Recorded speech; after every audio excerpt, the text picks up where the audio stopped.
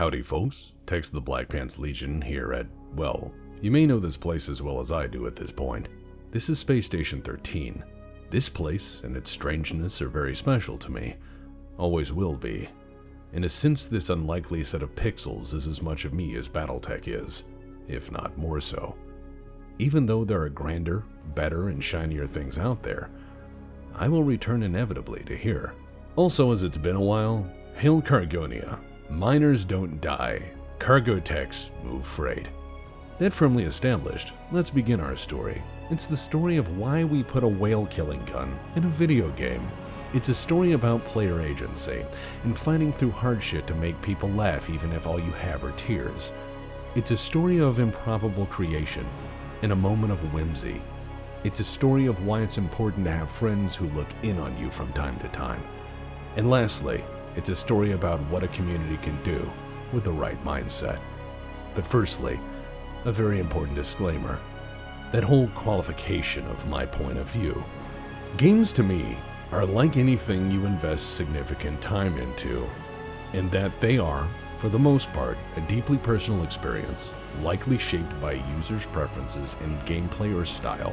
And while some games are certainly better, best for me is near impossible to define. However, I want you to know that I am not a person of patrician or particularly discerning taste or even comprehensive study in video games. I cannot offer guiding wisdom on what is best in a game, for I honestly have no fucking idea. I just like what I like. I play the games I like, often to the amusement of my friends, and I do so badly. I would wager the majority of you are likely no different, though perhaps for very different reasons, as you have likely lived very different lives. Also, you are probably a lot better at this game thing than I am. Then again, I suppose train wrecks are entertaining in the right circumstances.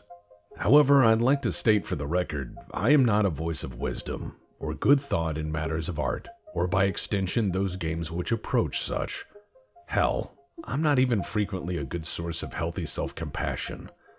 In truth, you don't sound like this because you always made good choices or managed to keep yourself clear of difficult times. As such, I feel I cannot define my own very limited niche success, and I must continually remind myself that I am lucky to still be here in spite of it. After reaching middle age and modest notoriety, I can say I am at best, after much struggle, modestly well regarded in certain circles, and mostly tolerable to my own company. I understand that my struggles have marked me as a survivor, and in many ways I stand in fear for the world to finish the job it started. I see people like Harry Dubois as a spirit animal. It is indeed an expression of pain, Harry. Oh yes, sir. Yes, it is. So please don't pay any particular attention to my musings in games.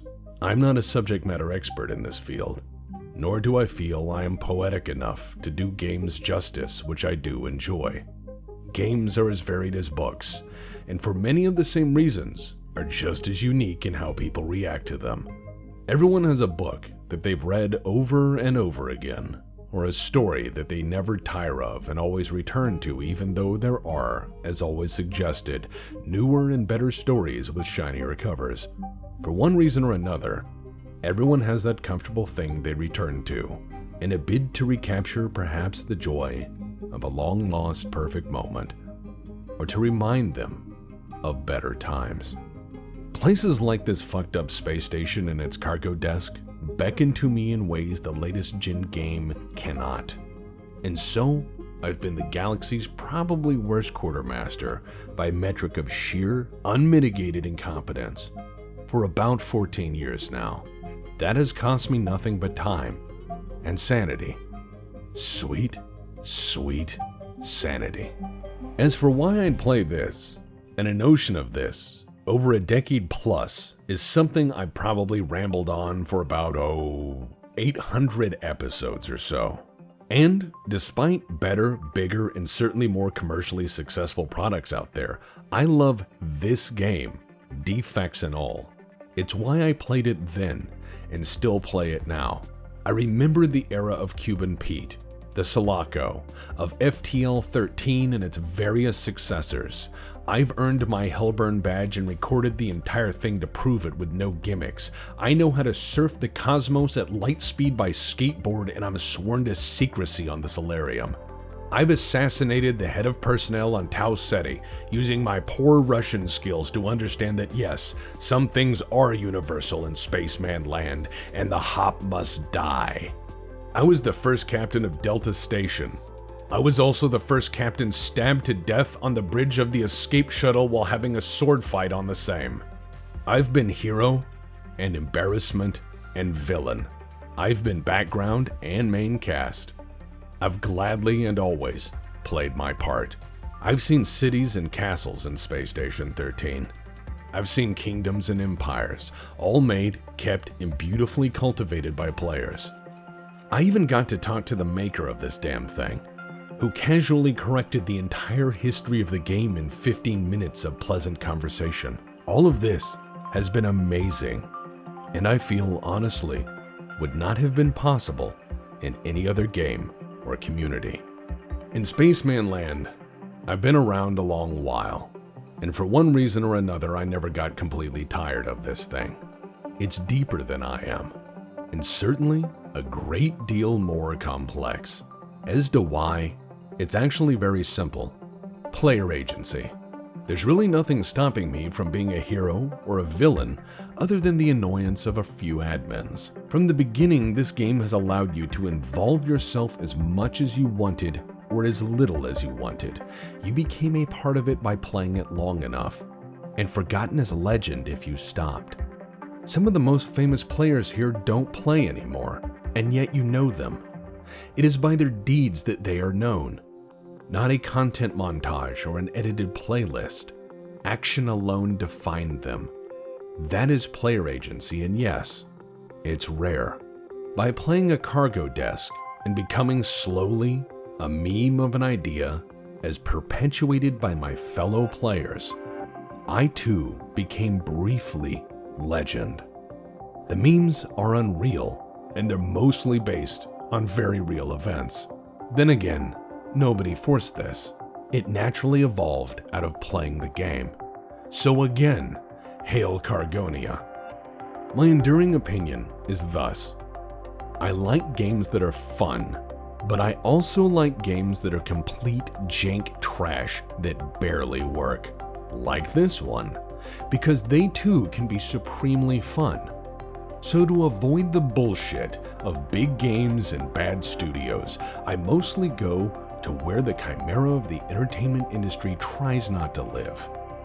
I've been hiding here for a long time, and I was not the first, and I will certainly not be the last quartermaster of this station or even any particular cargo desk.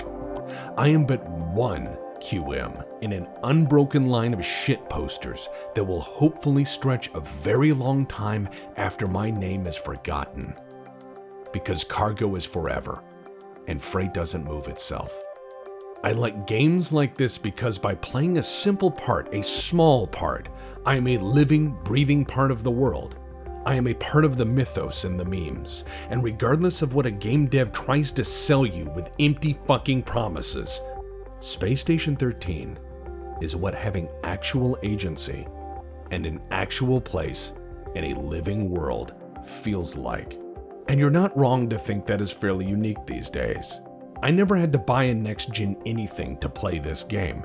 Just a lot of time and dedication and awkwardly burning the station down a few dozen hundred times.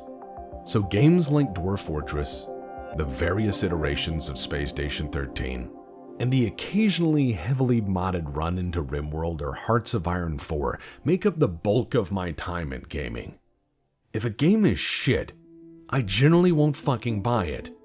Not until a sale comes along and it's all packaged together for a significant discount. And sadly, in many cases, it will actually take the studio until that point to make the game anywhere near as functional as had been so excessively advertised. However, if a game isn't what I want it to be in the ways it should be, by God, I'll just reach out and find the mods that help me fix it. And some people out there don't mod. So let's talk to them first. Why mod games? For one, they can take something you know and make it new, or even better yet, yours. Like so.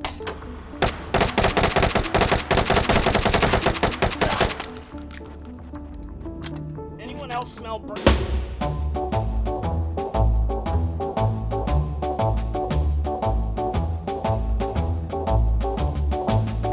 toast? Fears the zone's expansion. Join duty and save the innocent. Tired of a company selling you one game and then delivering another? Well, good. So are the rest of us. But this is the games industry these days, and maybe I'm terribly old-fashioned. But I firmly believe there is such a thing as letting a product stand on its own merit. I find that spending multitudes more than the game's budget to sell it, only to abandon it for the next quick dollar is, well, not for me. So please, for your wallet, if not your boredom's sake, let me show you the majesty of mods. Add some layers to the limited beast that is Hearts of Iron, and you can make history very, very interesting. Why not just make Largentina? And if you think that's bad, well, let's make it worse in every way possible. Fred, please show these nice people alternate history Belgium, please.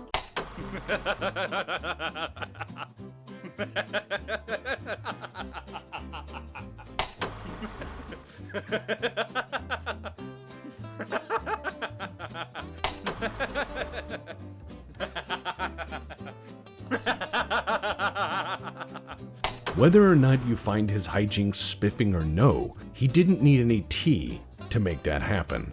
Just some mods and an afternoon. Yes, mods make something as weird as Hearts of Iron actually captivating to watch. And if you take something great and mod it, oh man. Want to use power armor in the OG Doom? Want to have an RPG and inventory and storage system in the same? Want to destroy the entire map with a shotgun? Want to take 1870s line infantry into medieval shogunate Japan? Want to use a Gatling gun on Helm's Deep?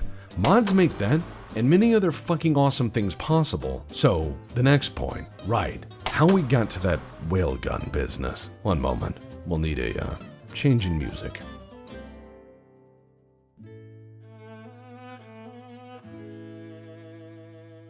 So, comfy.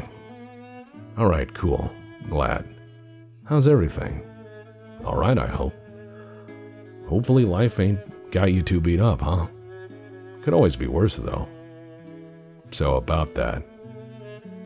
Depression. Now that is a gut punch. However, so is unending, incurable depression. And as why I'd be open about this is fairly simple. I know for certain it heavily colors my point of view, and I cannot dismiss that I see very differently for it. I have fought an unending, exhaustive battle with lifelong, major, and treatment-resistant depression. It is a battle that has exhausted every available resource, and I've tried every approach, but the TLDR reason I sound quite grim most of the time is because my capacity of happy is horrifically crippled. It has been a difficult life. But I must say, it has given me a keen appreciation of the simple pleasures out there, the small comforts, and the magnanimous kindness of good people. So when I was very truly sad and struggling, a small kindness made me, for a moment, laugh. When you're going through bad shit, a laugh is like a fresh take at life. And that, my friends, is hope. I feel it is important to take the time I have with you on this platform to share one of these small moments of kindness in these hard times. But as this is the internet, this is something which requires additional context. Worry not, the discussion on my sad state of feelings is mostly over. Let's change music. So let's talk about Hat. Hat, or Sir Hat, as his Legion name was later applied, is an interesting man. Hat has his own community. If you want to see a bunch of singing Vikings, this is what that looks like. If I should fall in battle, my brothers who fight by my side gather my horse and weapons, tell my family how I died. Until then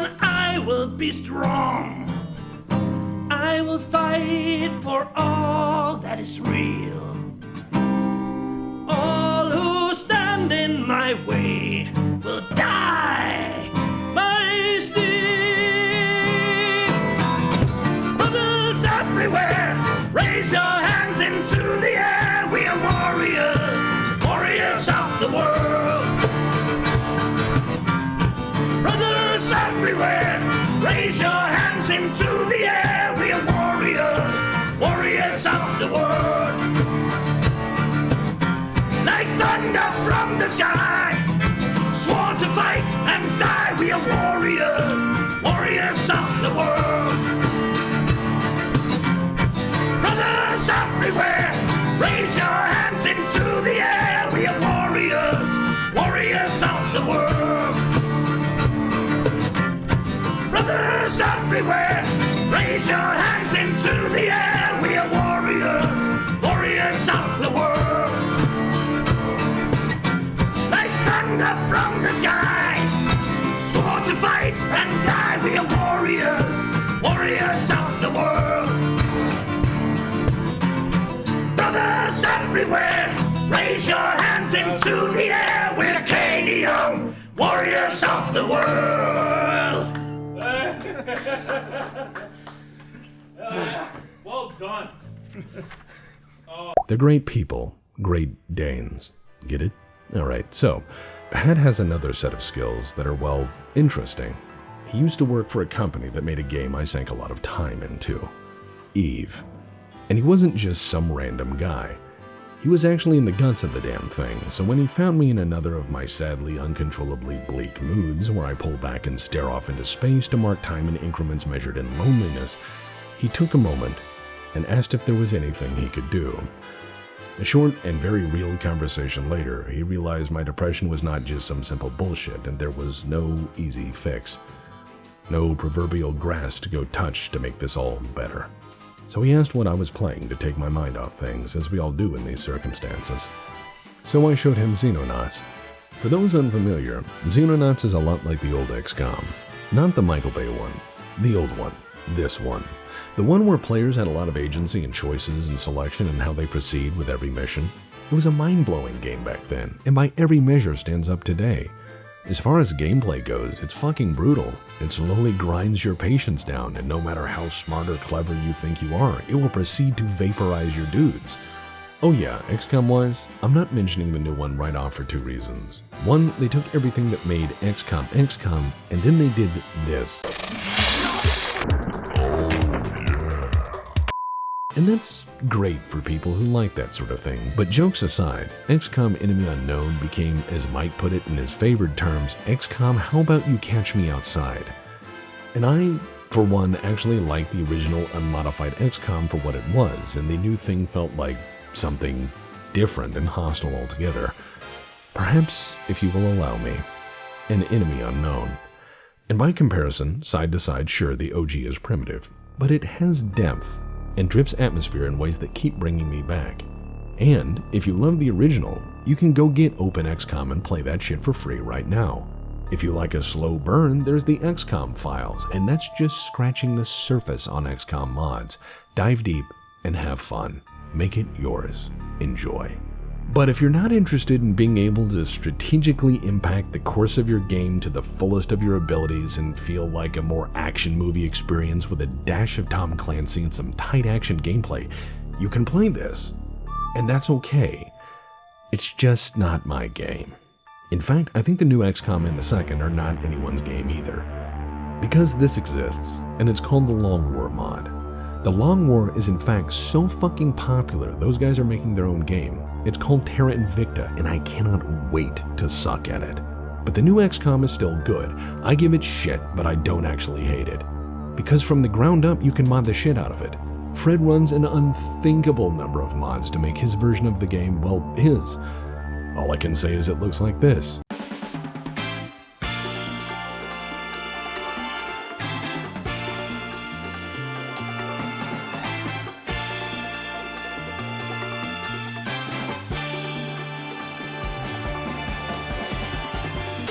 So if you don't like the newer ones, make it yours, or be Fred and do this. I have no idea what's going on. What is this? But let's say you find OpenXCOM too old and OG XCOM too blah. Let's say you need more than however many pixels this is to represent your limited understanding of the fatal funnel you just put all of your stupid spacemen in. And while you save scum your way out of that, I'll tell you there is another option. Say hi to Xenonauts. Xenonauts is a genuine indie take on making the OG XCOM, but with a few changes. Graphics are simple, but for a channel that pumped out probably half the Space Station 13 footage in history, I think you'll excuse me for insisting for this purpose they're probably more than adequate. Also, pixel gibs are cool.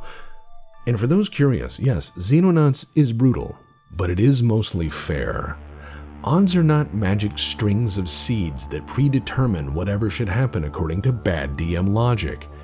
Your people will shit their pants and accidentally grenade their friends on their own, and there's no magic table tilting this thing to randomize the shit hand you've been dealt. Also, guns work in this game.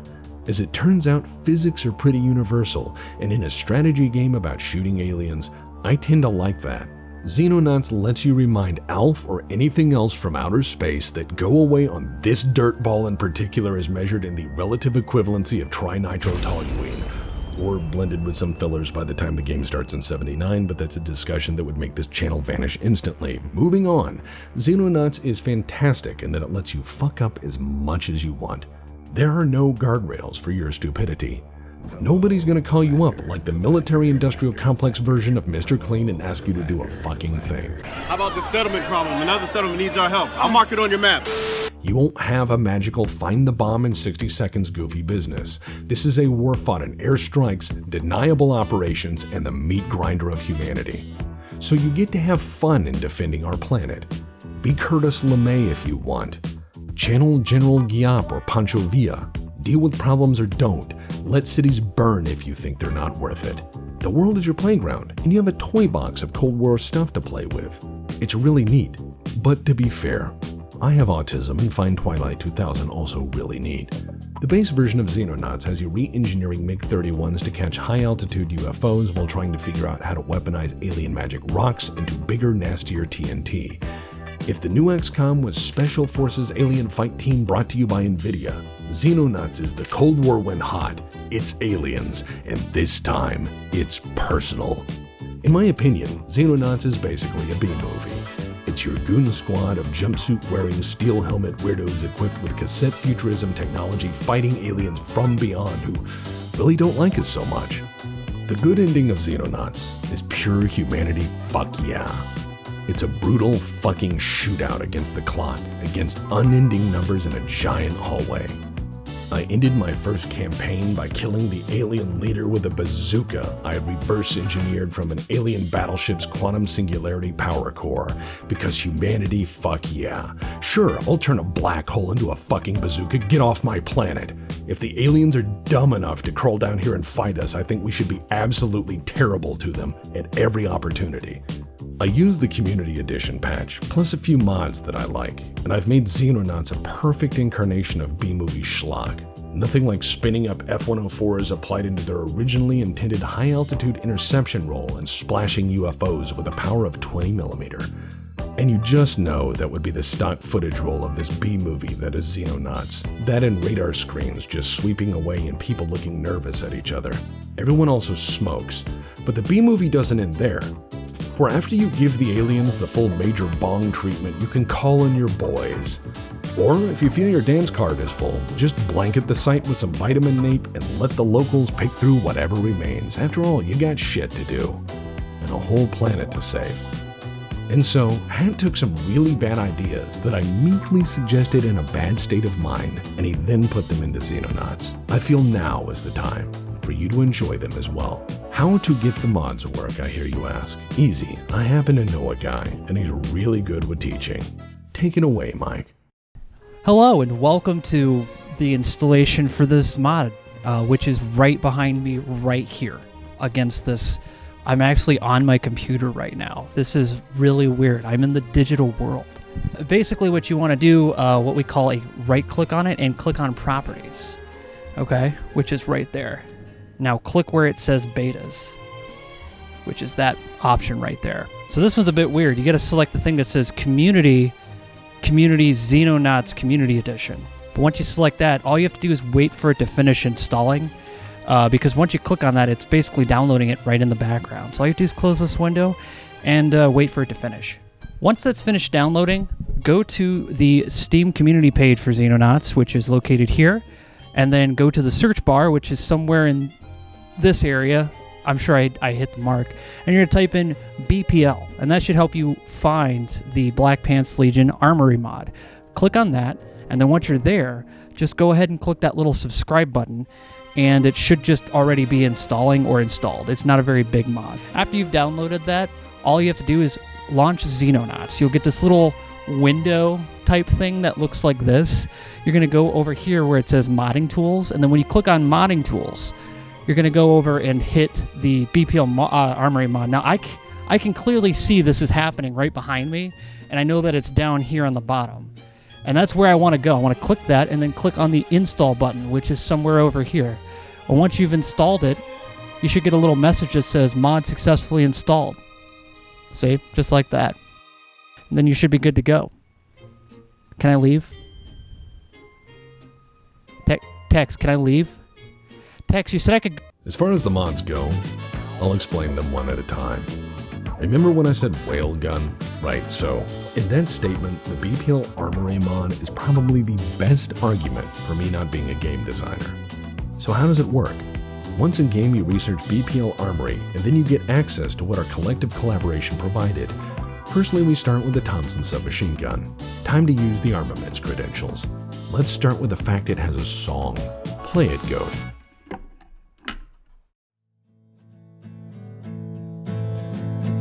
Through 66 and 7, they fought the Congo War with the fingers on the triggers, knee deep in the gore.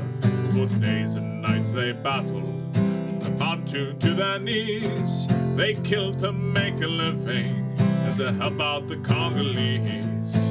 Roland the Thompson gunner, Roland the Thompson gunner.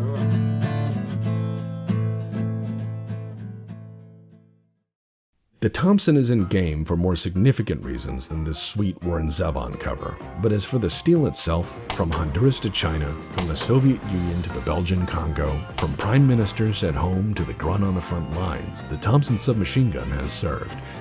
It in fact has served all parties, all sides, and pretty damn well. In fact, in the United States until about 1934, you could buy them quite legally from most stores in America, including the Sears catalog, where they'd send it to you direct through the mail. It was an interesting time, to say the least. Based on its commercial availability, the Thompson has what we call character, and a number of songs about it, if we're honest.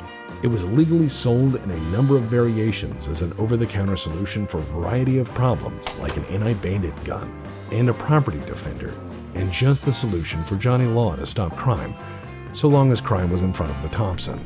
Again, it was an interesting time. For a gun whose first title was, well, Annihilator, as in the Thompson Annihilator, it lived up to its name. It's also an interesting relic of cultural history. It's Art Deco gunsmithing, its style and substance and damn fine machining. In these ways, the Thompson is very much old world, and I think it's why people instantly recognize it. Militarily, it was a peerless trench broom that tends to work more often than not. Civilian side, these things made headlines in both civil and criminal hands. Popular historical misconception has made plentiful excuses as to why these things went away, saying they were too heavy or that they were ergonomically difficult. In truth, it came down to one thing really: cost. The 1928 Thompson was a giant block of machined steel with good furniture. For the war, they had to do away with some of the refinements and make it easier and simpler and, frankly, a far more normie gun for austerity reasons. They called that one the M1 Thompson. It's the one you see most often in war movies. Remember, the OG has a top charging bolt. The M1 is on the side. Also, there's the cuts compensator remover, change of foregrip, and less finishing throughout. Like the selector switches becoming essentially, well, boring, and the sights becoming what people associate most with the Thompson, the general area target minimalist peephole versus the OG's frankly, hopeful sight setup. But during wartime production, and in the trimmed down, simplified M1 variant of the Thompson, The cost to produce was about $225.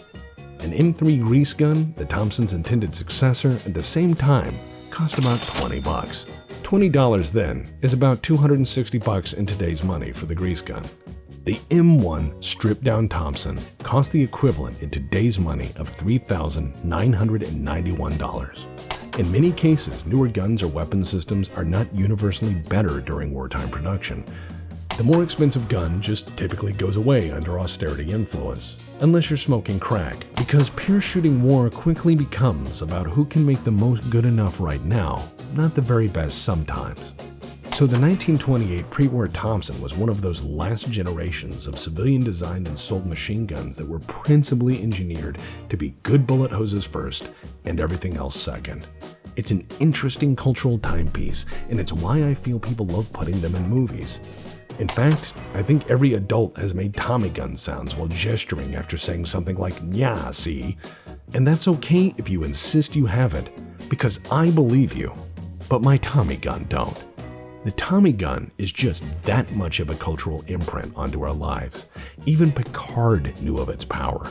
It's now canon that the Borg know that all fall to hardball. Ask Paul Harrell, he'll probably do a video about it. Please don't ask Paul Harrell. I think he'd just stare at me until I let him borrow my Thompson. Anyways, the Thompson has gone to war plenty. It doesn't need to advertise. It just is. It's the fucking Tommy gun.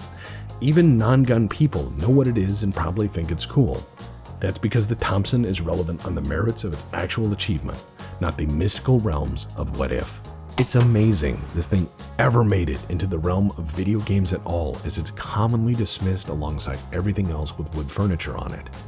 I can't say why some folks dismiss older things out of hand in this post-ironic, post-sense-making age. But I think on some level, it's because they can't wrap their head around something being that old and still being so eminently very useful. In short, they don't make them like they used to. Reject modernity, reject boring, embrace Art Deco machine guns. Also, I will proudly say that Thompson's effect in this mod is unmitigated by a game developer's feelings of balance. This gun is instead the reflection of what full auto is actually like. So instead of a burst looking like this, it looks like this.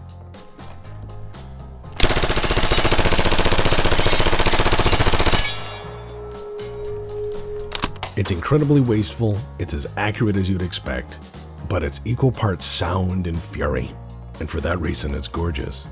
In Xenonauts, look, if it's good enough to raid Innsmouth, it'll work on aliens.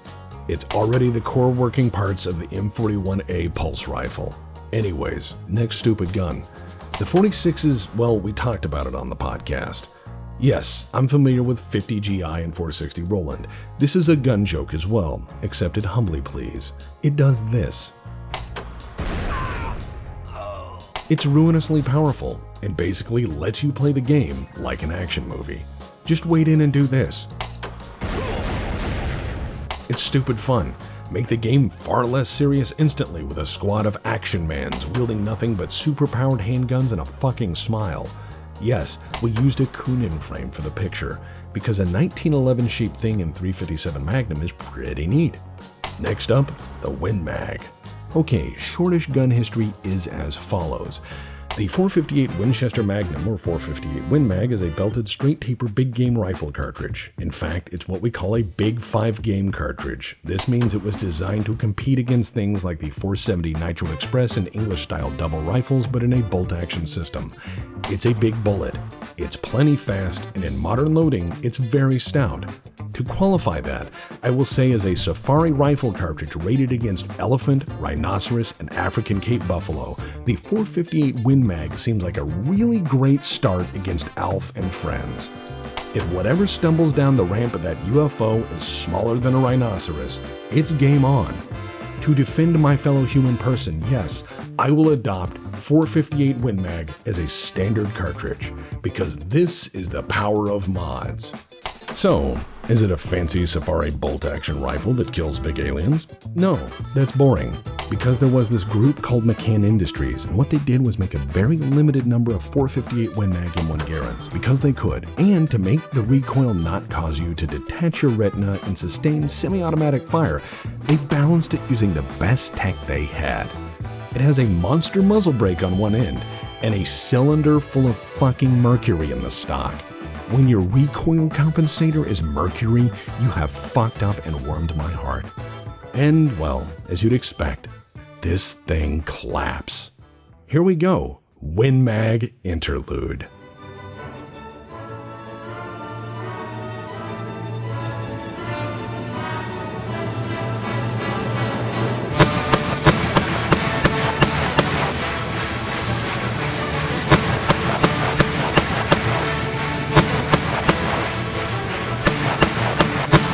We also have some melee weapons too, like the Space Age Shovel, Comma Black. It's, very Space Age.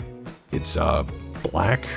It's probably Cerakote H245 by the coating, like everything else is these days. It's very expensive. It's not really a statement on the military-industrial complex as a shovel that was spray-painted in Cerakote or anything. Anyways, there's also the medicine stick. And with it, you can beat people to health. The guy who helped come up with this is in training to be a doctor. I'm sure that's not a statement at all. I'm sure at no point he ever dreamed of clubbing someone to health while chanting "do no harm." Moving on, the battle box. Because Space Station 13 is forever. Miners don't die. Cargo moves freight. Pizza party is, as always, optional. Cargonia has a long-standing history of independence movements measured by the surreal chaos and violence as applied by the humble toolbox. In fact, many a lethal operator has been laid low by this humble thing. Remember, the extra tools inside give it oomph. Again, hail Cargonia. Next up we have the shot bus. Yes, it's a blunderbuss shotgun. Because we wanted an actual Elmer Fudd shotgun. It does this. It's pretty okay. It, however, uses shells the size of a Chipotle burrito, so reloading is difficult. Think of it as a fucked up Martini Greener in 30-something millimeter with a blunderbuss barrel for no real reason. And then there's the express rifle. So for non-gun people out there, the gun world is this weird spectrum, right? For instance, there's the people who talk about everyday carry and show complete strangers crystal clear pictures of what they have in their pockets at all times to demonstrate how prepared they are against complete strangers. This end of the gun pool measures penetration in inches and uses words like drip and operator. And on the opposite end, there's people who wear tweed and don't ever get dirty for any reason. These people have their help do things like iron the papers so ink doesn't get on their fingers.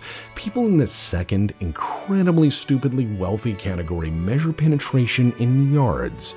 They think $25 a cartridge is a steal, and they don't care if you scream at that. They in fact would have you escorted from the premises for raising your voice.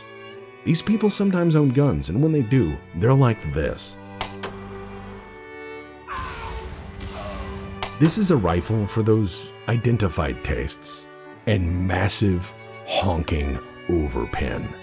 The express rifle, in-game, is a nod to the works of Anderson Wheeler, Holland & Holland, Wesley Richards, Verney Karen, Krieghoff, and Merkel, to name a few. These are companies which, if you have enough money, will help you have less of it, a lot less.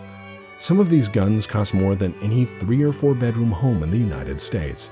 Seriously, these things are fancy beyond fancy. In exchange for money dollars, and all of them, these gun makers will build you a rifle that can certainly kill anything on 2 or more legs, and very probably severely harm most things with 4 wheels. For some reason, Hat made a boo-boo, and it was a shotgun. I asked him not to correct this, as bad handloads behaving strangely is very much an Elmer Keith thing, and well, we kept it in. Also, you can sometimes miss and destroy a few buildings with hypersonic alien metal bullets. It makes me laugh. I'm a simple man, and I like what I like. And I very much enjoy studying Art Deco statements expressed via the arms industry. As well, if you feel guns fall short of being art, I invite you to put your eyes on the Raymond J. Rielgas archives. However, if modern guns aren't your thing for whatever reason, the Turkish Gunworks historical firearms are, well, straight out of Faerun for some people. I have close friends who are not gun people who routinely use these historical firearms as examples for their homebrewed fantasy settings, and I can't fucking blame them. It's truly gorgeous work. And lastly, we have the bomb lance. What's a bomb lance, you may ask? You ever hear the phrase in English, blow their brains out? This is the device which does that blowing. In fact, in the English language, that whole phrase probably originates with a bomb lance, as it was the designated tool by which you delivered a killing blow to a whale. So yeah, there's guns, and then there's the whale gun. And because I can't help myself, here's how it works. It's a big musket. It fires the lance, which is a metal harpoon containing a charge of black powder and a fuse. It's a rocket-propelled grenade with a delay-action fuse that uses cap and ball logic to make it happen. For the historical record, proper bomb lances stand out as the frame is frequently metal, not wood. And few survive today, as corrosion finished what the decline of whaling started. And as such, they live largely on as oddities within the collection of large maritime museums. But I hear you ask, is it actually tactically useful? No, the bomb lance is in fact the most anti-tactical weapon ever put into a game, I think. But it does do this.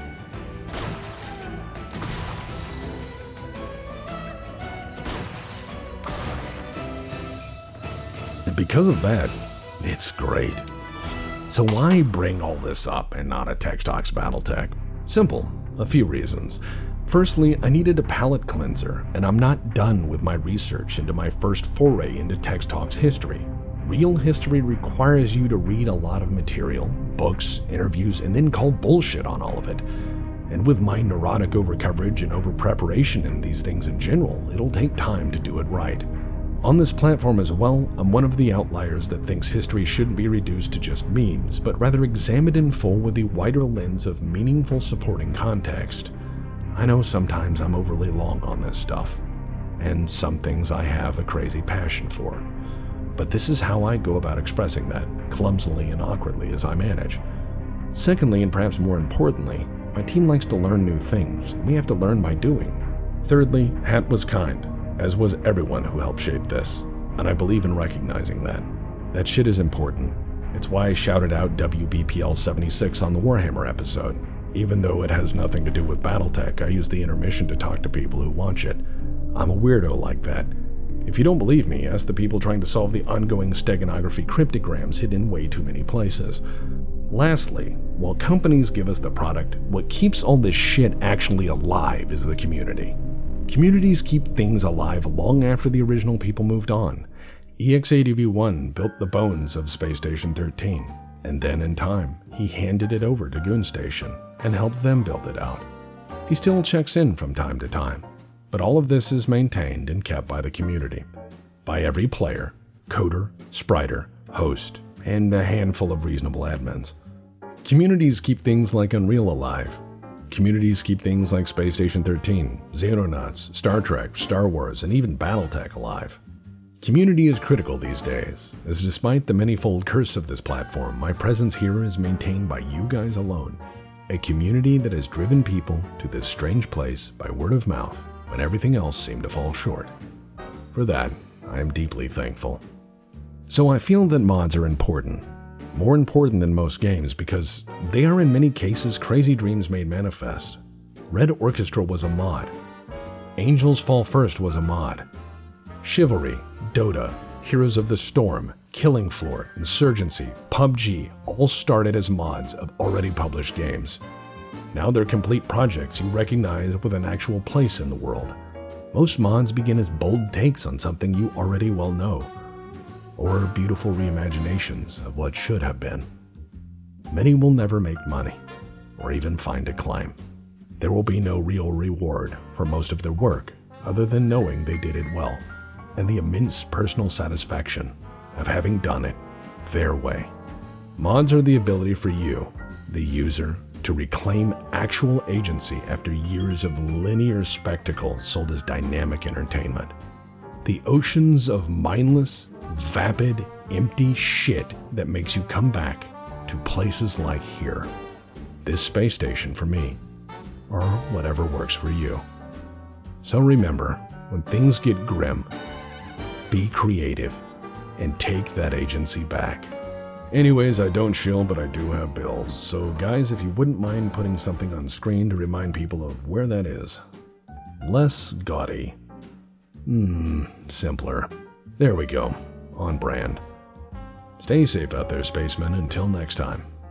Oh, and for those curious, if YouTube lets me have the silver thing after 11 years of crawling through the shit to get there, I'm gonna see if it's full of candy. I think we need to know. Let's all go to Cargonia, land of stolen things. Obey the quartermaster, unless he is a link.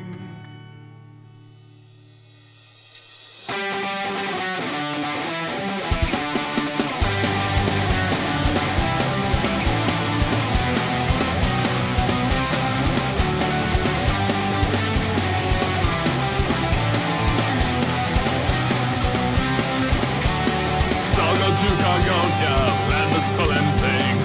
Obey the quartermaster, unless he is a link. Cognitive scar the station, find more shit to take. But the boss ain't never satisfied until the station breaks. Brave miners journey onward with pickaxe firm in hand.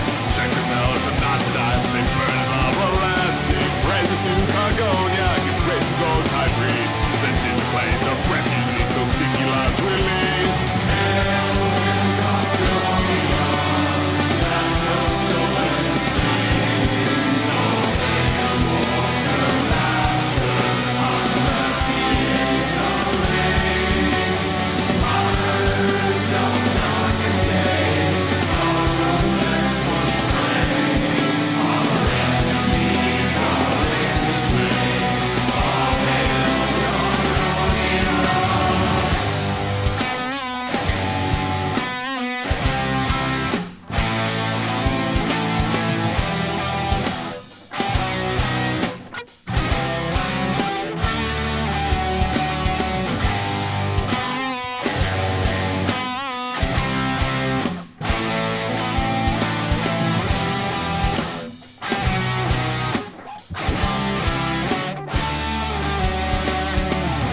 Masturbating, the lusty xenomorph maid was mating. Ian the HOP giving clown all actors because the lizards had taken the station. The Helmet was not complete, the blob consuming the ship a treat. Medical could not clone anyone, disrupted by the Taterus, Cuban Pete.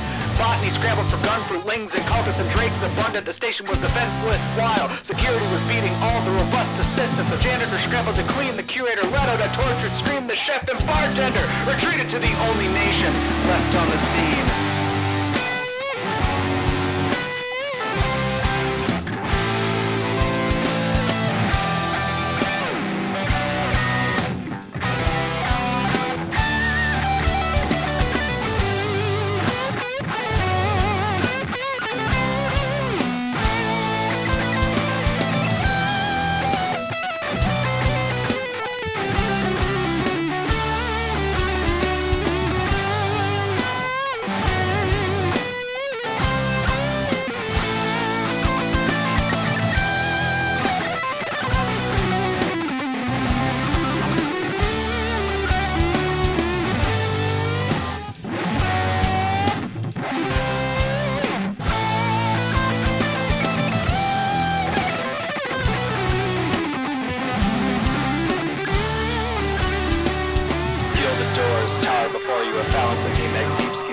Parting the sea of guards he comes, Randolphy checkers a man above. He stretches a hand, welcoming in a cigar-wielding, seasoned grin. Give me your tired, your weak, your poor, your stupid minds and your clowns galore. The door is open, revealing the garden, Eden before you. Golden-hearted engineer and scientist vanguards, botanists and displaced bars. Take a step in, bask in the glory. Cargo techs treat you in a hurry. Fed and clothed, you smile wide, just as a bomb detonates inside.